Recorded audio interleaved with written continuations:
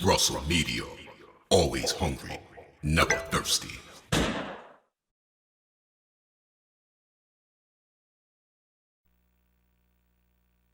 Hi, my name is David Banner. I want to thank everybody that ever supported me, and I want to apologize to anybody that may have felt like I didn't do the proper thing. I'm not a perfect person, will never be, but I hope that whatever investment that you gave in me, whether it's buying an album, whether it's supporting me voting for my video on whatever music station, I just hope that in the end that y'all feel like y'all investment in me was worth it.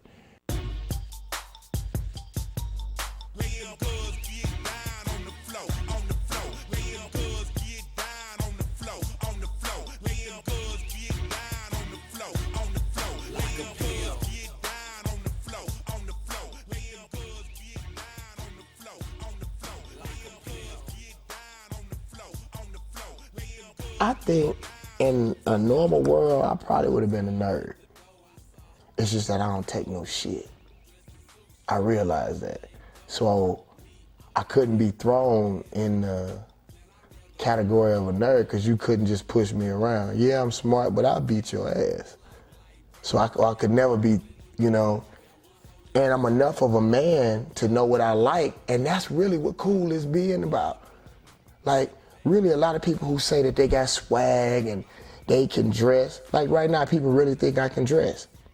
I really can't dress, I just go buy expensive shit. That ain't cool. If I go buy Gucci and Louis Vuitton, that ain't cool. You just respect the fact that I got a lot of money and I'm willing to pay $3,000 for a jacket.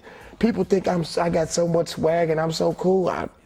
I'm not. I just buy expensive shit that I know that y'all can't deny because it costs $3,000 and they got a big Gucci sign on it. That ain't cool.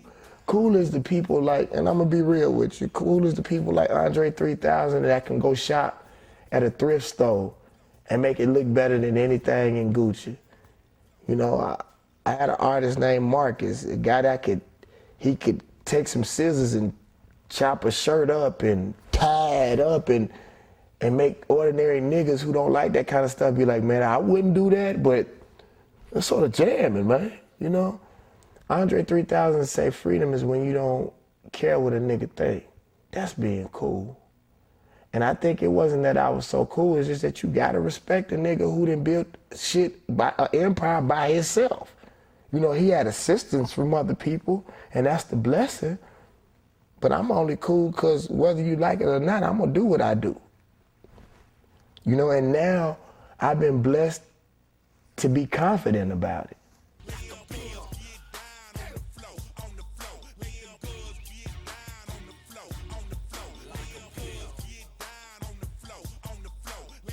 Well, this is what I say. I'll say this. I don't think it's any man's responsibility to do anything that's outside of their character.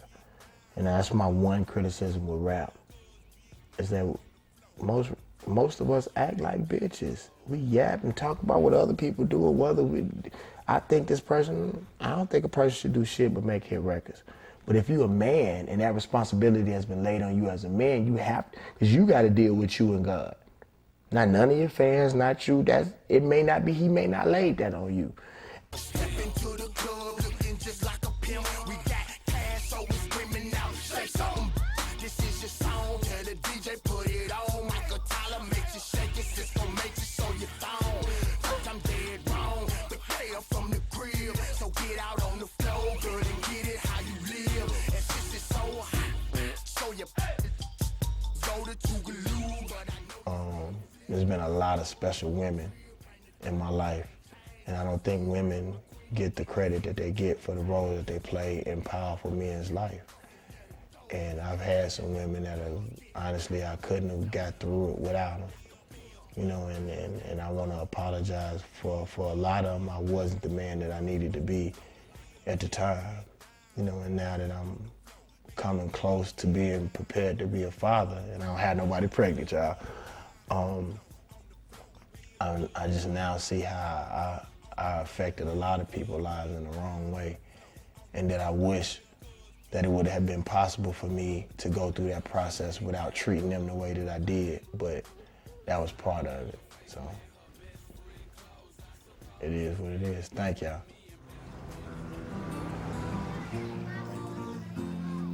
It's gonna be alright though. This one for you. Cadillacs on 22.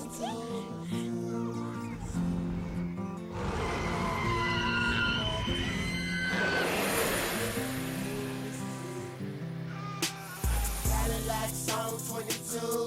I ain't getting nothing in my life but stay true. Hear my voice and make these beats. Becoming more informed in the things that I did when I was out that van. Not that they were not important at that period of time, but I'm more of a man now. And sometimes, in most cases, the way of a true man, your father, my father, they always stuck out. That's why I think a lot of men resorted to drugs, because this world wasn't for real men.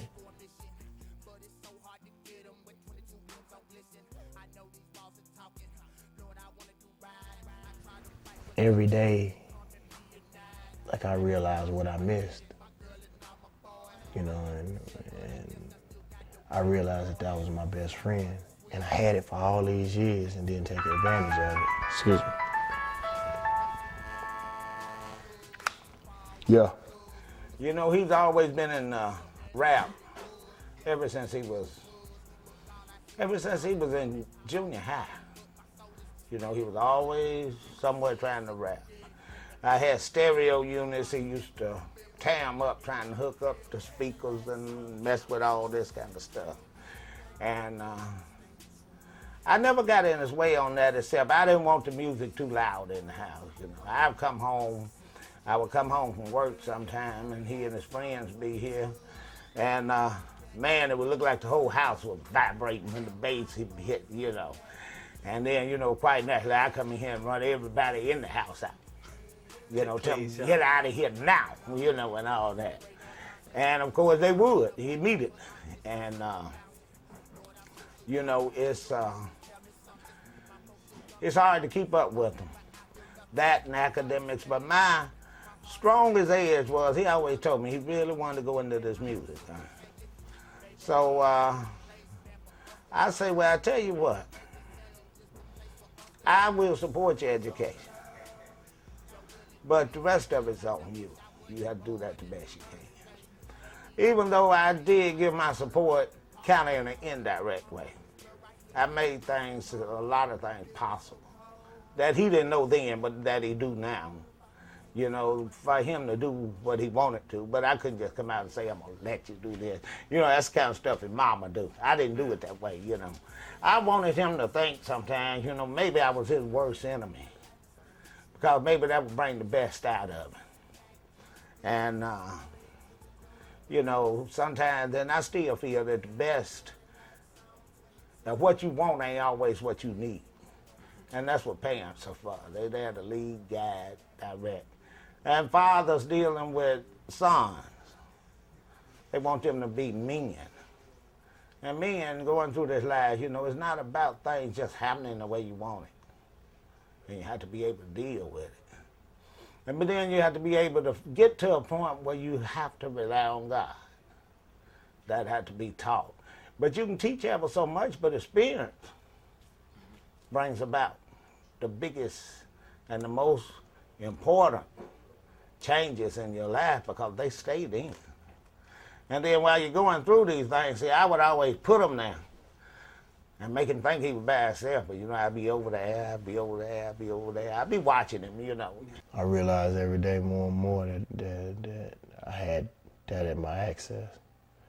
I had one of the few real men, even out of his generation, you know, and that close to me, and it didn't really take advantage of it. And like towards the end of his days, I was trying to play catch up, you know, and my father, I think my father is what separates me from most of the men You know, people ask me what makes David Banner different. It's just that example. He was doing well in graduate school, and then it got to the point where he had to do his thesis. And I told him, he called me and told me, say, I think Dad, it's time for me to go to work on my music. And my response was, well, that'll be fine. I said, but you're going to also have to start paying the insurance on your car and all that. I said, Billy, you can do anything you want to. It's just that my support ends when you stop going to school. You know, I'll be here, fire you for everything and do whatever I have. And I still am. You know, this room we in right now is where Like a Pimp was recorded. He did it in this room. I went to the back room, let him have it. You know, I didn't give him no money to buy no equipment or nothing. I just got out of his way. And I let him have it, you know. And I still do it, you know. And that's what parents are, man. You know, they're supposed to do it. You know, we can't raise men, especially young black men, young strong black men, without being able to sacrifice, to be firm, to be a good disciplinarian, and to be willing to share your negative behavior, what you had to do to correct it, be able to share your faith in God. So it's like for me, you know, as far as my father being a commander, you know, that was, and that's the outside David Banner. But the fact that my father came to me and he said, before he died, he said, dude, you know, you didn't taught me some stuff about being a man. He said, I would have never thought you would have been able to do what you've done. I would have been gave up. He said, I've actually learned from you, watching you never give up, watching you want to be a rapper in the 5th grade when there wasn't nobody in Mississippi just about rapping. And you stuck it out until people were retiring at the age you started becoming famous at. You know what I'm saying? And, you know, him telling me that and him knowing that it's all right to smile with me. Because my daddy never smiled around me. Unless it was a smirk or some, my daddy didn't smile. For what, nigga? Life ain't good, nigga. I gotta go to work in the morning, nigga. What you laughing for?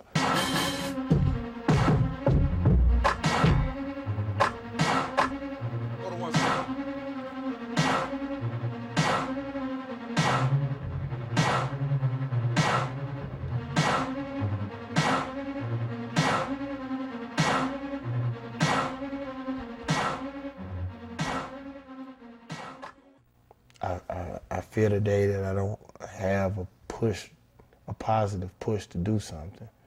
That's when I'm done.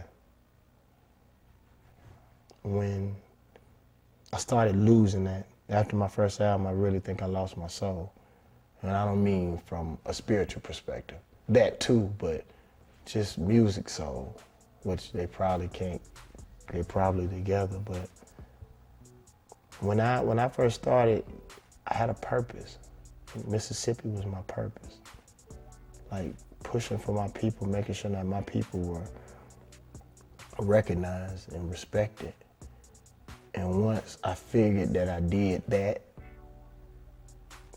I sort of moved on and started chasing the lights. When, if you think about it, somebody in the record label told me, they said, you made the biggest mistake when you went away from your first album.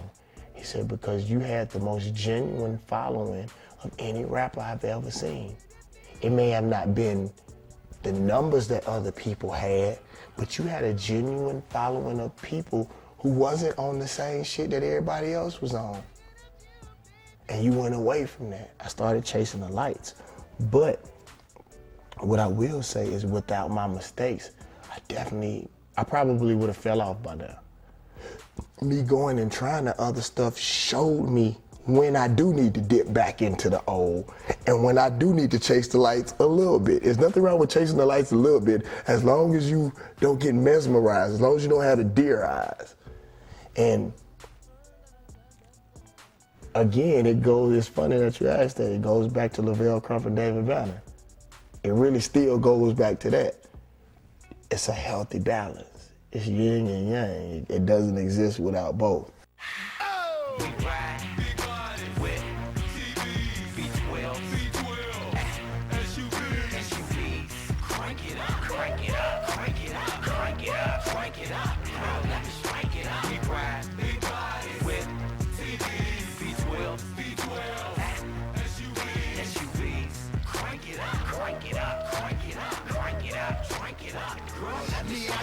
Atlanta allowed me, you know how a lot of these rappers out there from Atlanta, most of them not, but they had to shed wherever they was from and rep the A.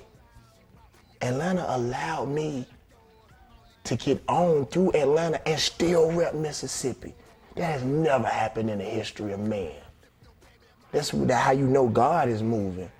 This city, you listen to T.I. on his record, David Banner, Bone Crusher, Killer Mike run through the cities of Atlanta. You know what I'm saying? Lil Jon, and during that time, people was saying I was from the A, and I wasn't saying, I'm not saying I was from the A, but accepted me in Atlanta movement, and they wanted, and I'm gonna just say this, man. Mississippi has a real big problem with Bone Crusher, and I never said this why it was happening, but Bone Crusher probably single-handedly did more for Mississippi than anybody did. I'm not saying what he did in the situation that people in Mississippi know what I'm talking about. I don't have to go into that. Whether he was right or wrong, I don't know. But I know what he did for Mississippi, how many songs he was on with people from Mississippi, how many songs he gave to those people. The dude did more for Mississippi. I'm not saying whether he was right or wrong and whatever he did, but my career wouldn't have been the same without that dude that I know. I may have been successful in a different way, but I wouldn't have known T.I., I wouldn't have known John, I wouldn't have known the people at Hot 97, I wouldn't have known Greg Street and all these people without Bone Crusher. Maybe it would have happened, but it didn't happen that way. And I honestly gotta say, good or bad, however that man did, he did a lot for Mississippi, and the dude loved Mississippi. The dude told me how bad he wanted to help Mississippi get on. And just as a man, that's something that I gotta say, that, it's just the truth. And people don't wanna hear the truth, so.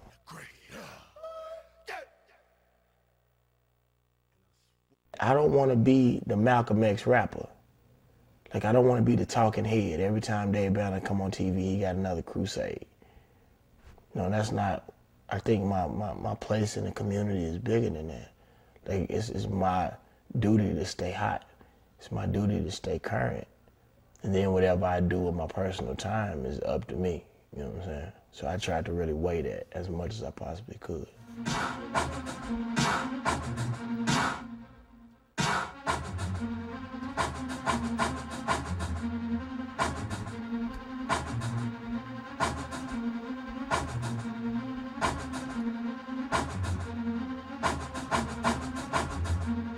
To this day, I don't think I ever said this in an interview before, but the person that I was when I was SGA president, I look up to that guy even though he was younger.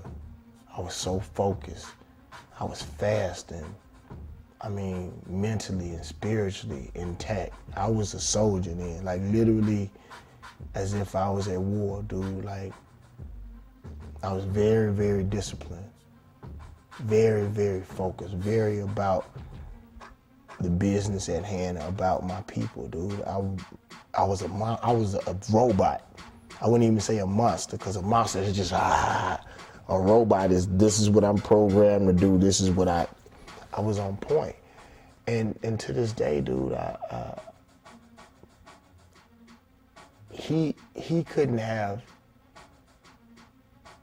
got to the point where David Banner is, but David Banner couldn't have progressed to where I'm about to go now without him.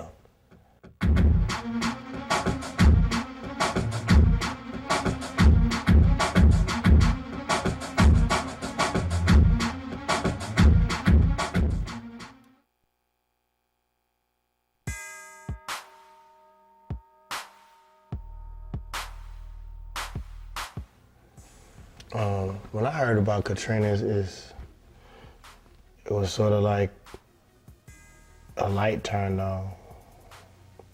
I didn't even really think about what to do, or I didn't sit back and ponder on it. I just acted. I picked up the phone, I called Hank, who's my bus driver.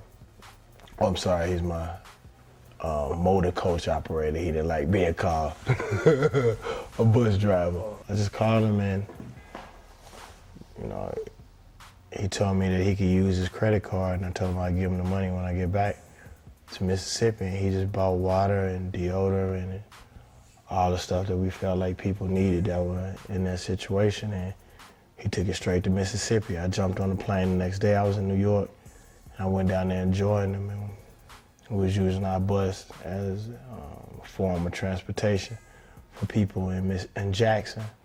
Jackson wasn't hit that hard, and so the day after that, you know, we rode down to the coast of Mississippi, loaded up the trucks, and, you know, took shoes and clothes, and we actually went through the hoods on the coast and just gave out what we had.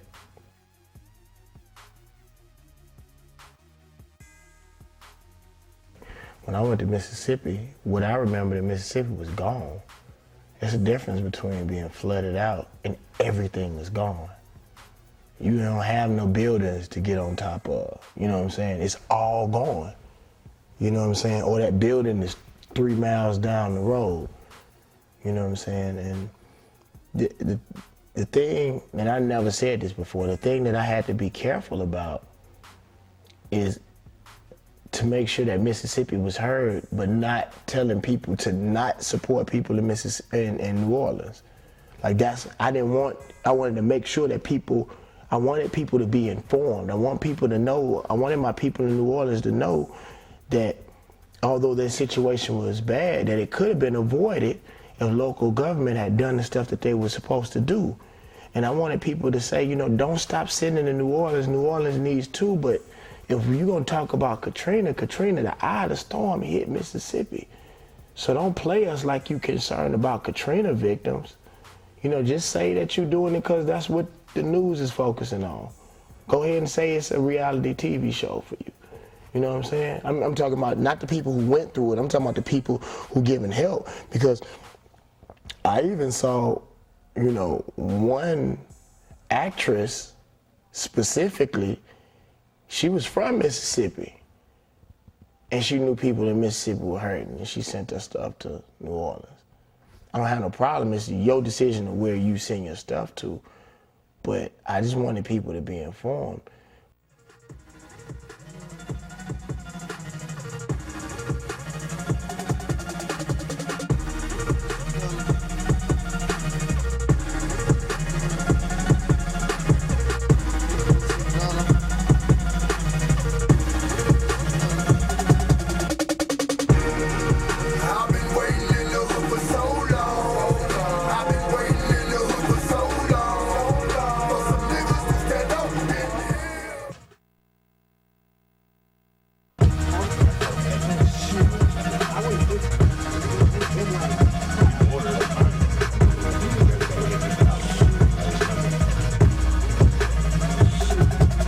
Honestly, I didn't think.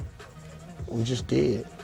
And like the people who really helped me with that concert didn't get their proper credit. Like between you and I, Marsha Meadows and Kathy Hughes, Nelly,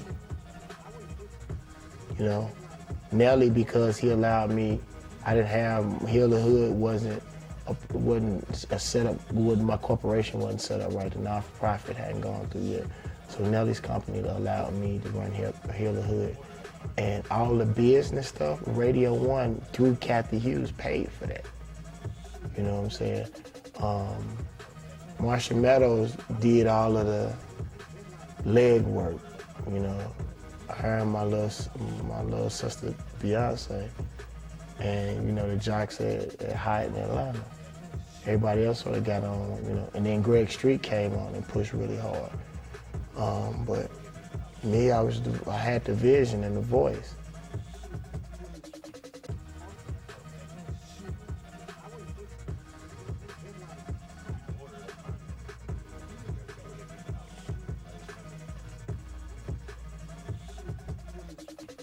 ATL and all surrounding areas, make some noise! My name is David Banner. I appreciate it. I just want to say a couple of words before we start it off, y'all. I wanted to thank everybody who came. It's definitely a God's blessing. I had an opportunity to go down to the coast of Mississippi, and I got a whole lot of friends from Louisiana who came back and told me how bad it is.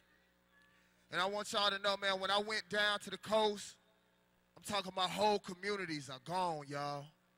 Houses, family, friends, communities, everything. And we saw how long it took the government to react to this situation. So I said, if nothing else, it's time for us to start taking care of our own hoods, for us to start taking care of our own people.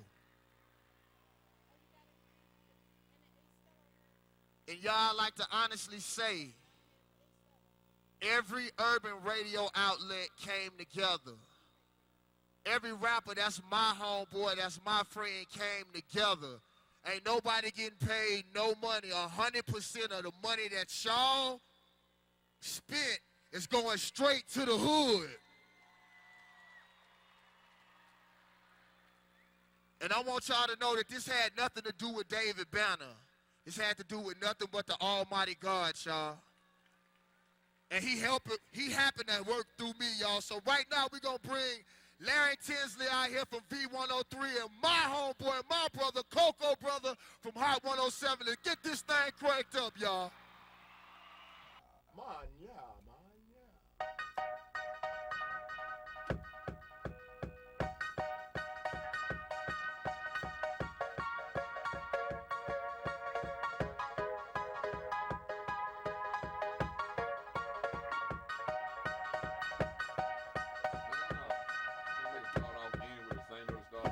It's sort of funny you doing the interview because you was there. We didn't know none of that shit was gonna go down until they stepped on stage. A lot of the people weren't there until the second, like, they walked in and walked on stage. I didn't, but like, I didn't. I really didn't get the significance of it until I read LA Times and they said that was the largest urban relief concert in history. Whether it's true or not, I went around with it. It definitely made me feel good. It was just to see that many people, man. We did something right. Like they beat into our mind that we so negative and we done started believing it. But man, them kids didn't fight. We didn't have no problem. With the exception of Killer Mike about to jump on one security guard, the night went on without a hitch.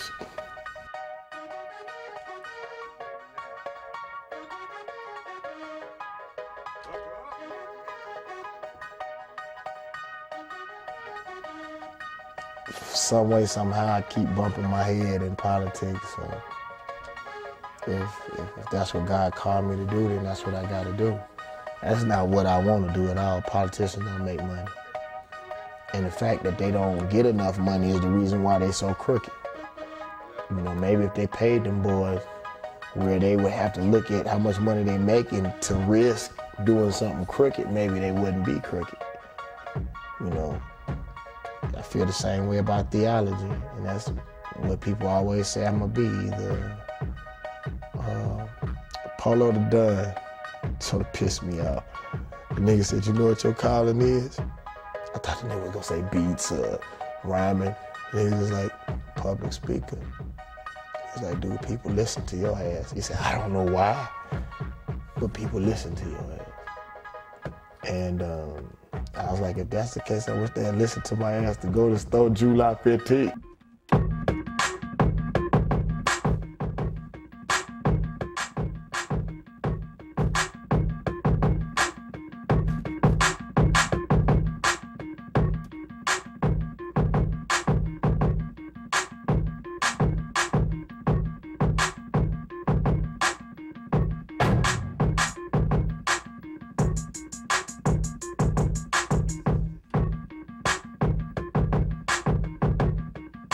My name came up because of the Katrina situation.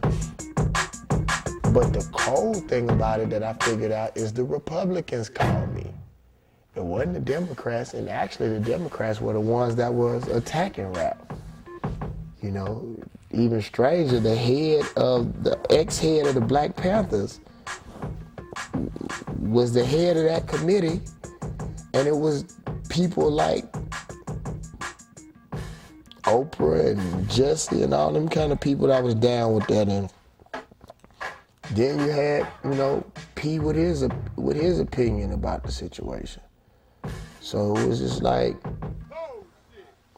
actually, man, when I was up there, I sort of felt alone. We got to learn how to accept them as being the way they are. I'm not a big fan of rap music. I watch it more now with my son being involved. You know, I'm beginning to kind of getting into it a little bit. But I had to allow myself to be open enough to be taught something about it. You know, I'm 52 years old. But if I was shut down on rap music, I never could have learned anything about rap music. How can you teach a sucker something that know everything? I don't know.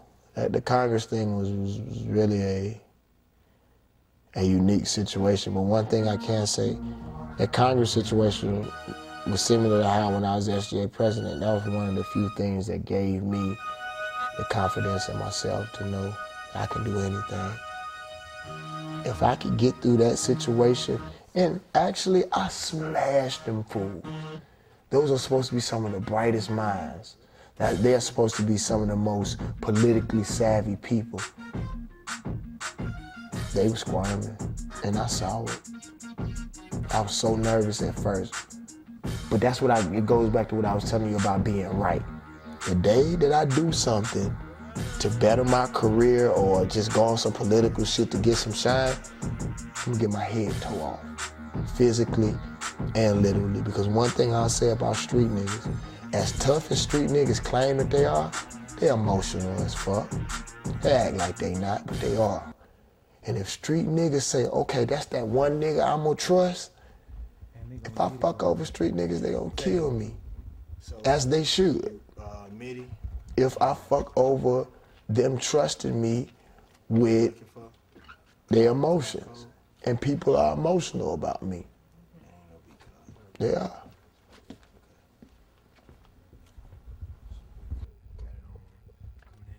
Go do the high ones. But only do it on the... Wise man told me, a problem ain't nothing but opportunity and work clothes. I didn't realize that until after the Congress stuff. I can't say that was the reason why I did it, but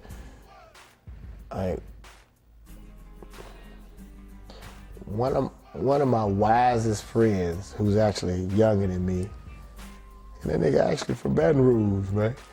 He told me one time, it's up to you to step up, whether you want to or not, and be that representative for us. You know, it was the guy that's doing the interview.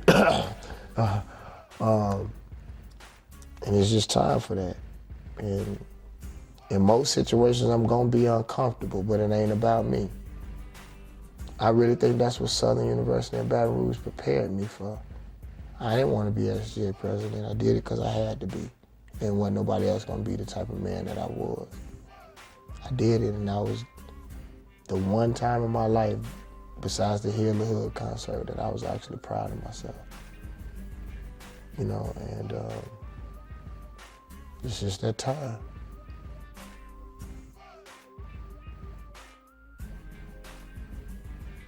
I just want to live. That's the one difference between now. I used to always talk about death, and I know I'm gonna die because I'm an outspoken black man. I realized today in a meeting, I've been the exception to every rule in the music industry, in life. I was premature. I was supposed to die when I was born. All kind of different stuff, but I'm still here. People thought I was a one-hit wonder. I didn't have your Puffies and your Jay-Z's behind me. I'm still here. So maybe I'll be 80 talking about they gonna kill me and have accomplished all kind of great shit.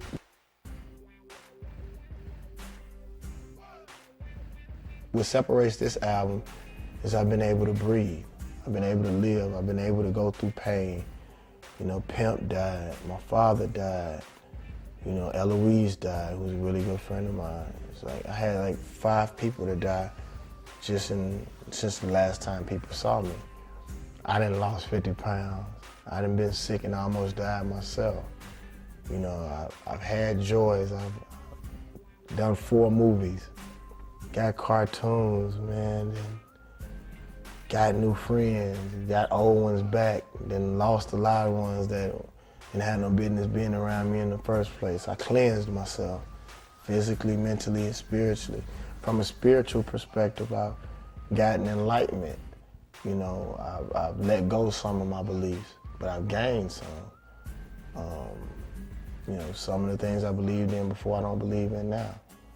But some things I didn't believe in, I do believe in now. So it's like, it's almost like, honestly, I'm a different person. I look like I'm serious, man. I look at my arms and I look at myself, I don't even look like myself. I don't think the same.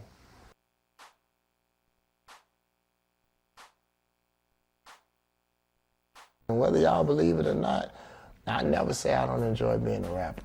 I never say I'm not a rapper. I never say I'm not an artist. I love the opportunity that y'all gave me. And you can hear it on this album.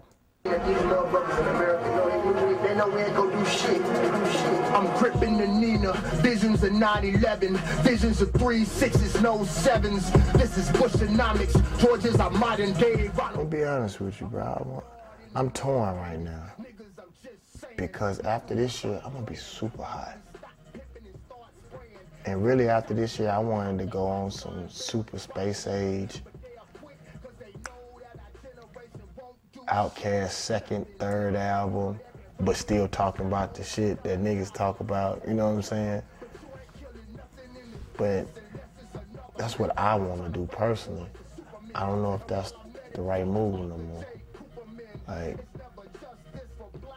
that power that I've been waiting on is coming now. So do I want to shit it away for the sake of being an artist, which I really want to be an artist, but it's not my calling on what I do with my music more important. So I honestly don't know. I can sit up here and act like I know, but I don't think that that'd be the proper thing. I think kids need to see me confused, because kids confused. I don't want to sit up here and act like I know it all. I don't want to sit up here and say I ain't never got my ass kicked. I can't never say I ain't even been scared to go out on stage. I can't say I wasn't scared when I went in front of Congress. I didn't let that fear control me. But I fear not being able to express myself, dog. And every day, us as Americans, that's what they really taking away from us. Our ability to make simple choices.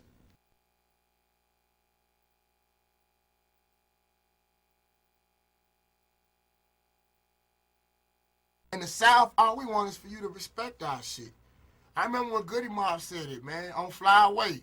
You know, it ain't nothing, you come on down here. Like I said, you come on down here and get something to eat, just respect my grandfather's land. You know, so we ain't discriminating. We love all y'all our cousins. But we do remember how motherfuckers used to treat us, and that will never go away. Ladies and gentlemen, boys and girls, pimps, players, and hustlers of Denver, Colorado, it is my most esteemed pleasure to bring to you the most phenomenal beat of all time, the greatest show on earth, Mr. Mississippi, David! Get your trombone, get your wings hit, get your concert, might get your gold hit, might get your pin now, might get your next now, might get your feelings hurt, but you need to just a walk.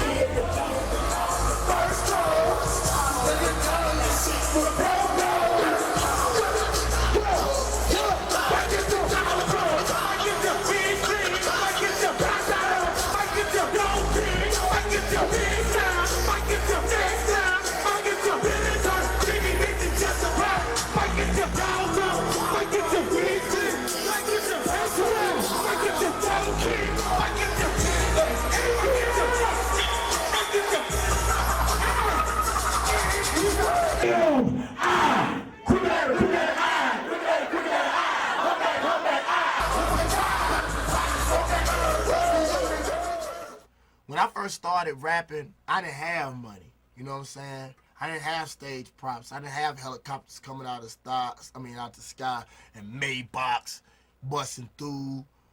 I didn't have gold chains, all that kind of shit. So I had to think of a way to take over shows, whether it was spitting fire, whether it was seeing somebody out there fighting and me jumping in and fighting. I remember doing the show at the Rose in Alabama and getting so crunk, people started throwing chairs. I threw down my mic and fuck it, I started throwing chairs and lighting fires and shit.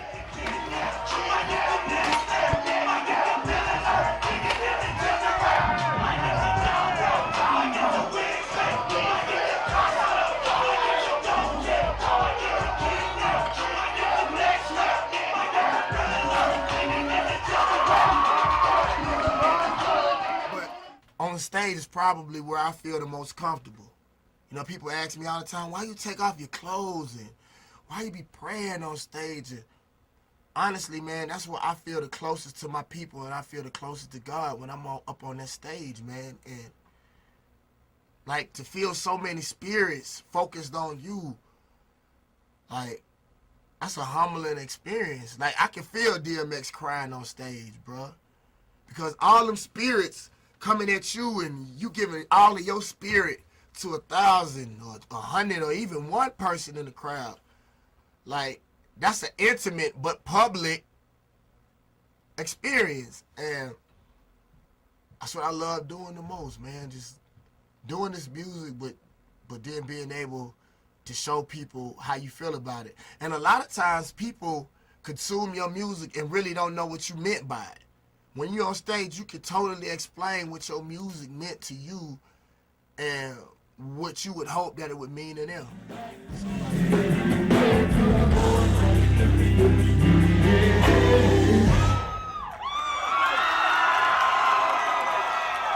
Wait, don't clap. Do y'all know who Andre Jones and Raynard Johnson is? I figured most of y'all ain't know this. This Mississippi history. In my song, I said, Lord, they hung Andre Jones. Lord, they hung Raynard Johnson. Lord, I wanna fight back, but I'm just so sick of bouncing. Lord, I'm sick of jumping. Lord, please just tell me something. My folks still jumping, my music bumping, but I feel nothing. Andre Jones was a friend of mine that got hung 6 years ago in Mississippi. Like it was 1939. Raynard was right there below Brookhaven, Mississippi. He got hung too in Mississippi 3 years ago. So when I say, Lord, they hung Andre Jones, Lord, they hung Raynard Johnson, feel the pray to the Lord for Mississippi. Lord, they hung Andre Jones. Lord, they hung Raynard Johnson. Lord, I wanna fight back, but I'm just so sick of bouncing. Lord, I'm sick of jumping. Lord, please just tell me something. My folks still dumping, my music bumping, but I feel nothing. My heart is steadily pumping, my heart is steadily breaking. Sometimes I feel like I'm faking, man, I'm so sick of taking. Maybe hell ain't a place, man, for us to burn. Maybe earth is hell and just a place for us to learn about your love, your will and grace. Sometimes I wish I wasn't born in the first place. Maybe this first base, God let the ball about the park. So we can come on this world right here. It's feeling so dark, feeling so cold. Lord, I'm getting so old. I don't know if I can take this world right here no more. 22-inch rims on the lack. I guess that was your footprint in the sand, carrying us on your back. Cadillacs on 32s. I ain't did nothing in my life but stay true. Hear my voice and make these beats and pray to the Lord for these Mississippi streets. Hey, Cadillacs on 22s. I ain't did nothing in my life but stay true. Hear my voice and make these beats and pray to the Lord for these Mississippi streets. Hey, Cadillacs on 22s. I ain't did nothing in my life but stay true. Hear my voice and make these beats and pray to the Lord for these Mississippi streets.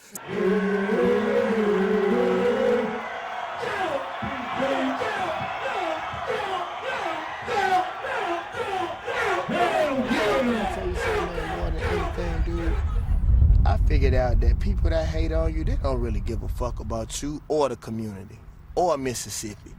You could do everything for everybody in the state but them. Like, people see the stuff I do for the community every year. People see Katrina. People act like they don't see that shit, but they know how much I love Mississippi. You know, people hate because they not doing good and they hurting. So, and I had to realize that, you know what I'm saying? Once I became a man and I became confident in what God has given me the ability to do, I really don't care what nobody say no more. You know, it does affect me because sometimes you do gotta listen, because sometimes you do get big-headed. Sometimes you do be gone sometime too long, you know what I'm saying? So you still have to be enough of a man to listen to people's criticism, you know, but just not take all of it literally.